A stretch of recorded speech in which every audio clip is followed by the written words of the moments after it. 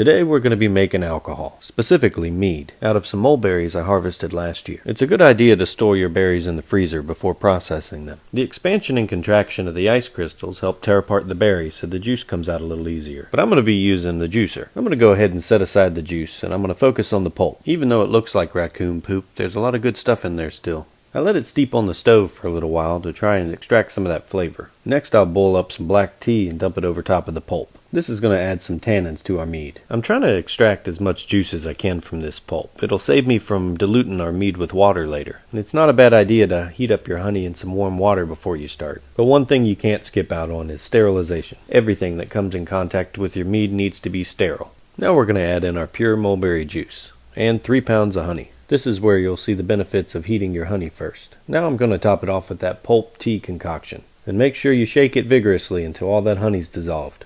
And now we're going to let it cool down to room temperature so we can get an accurate, specific gravity reading with our hydrometer. This tool will allow me to take readings throughout the process so that I can know when fermentation is finished, and ultimately I'll be able to calculate what the alcohol by volume percentage is. Now it's time to hydrate the yeast.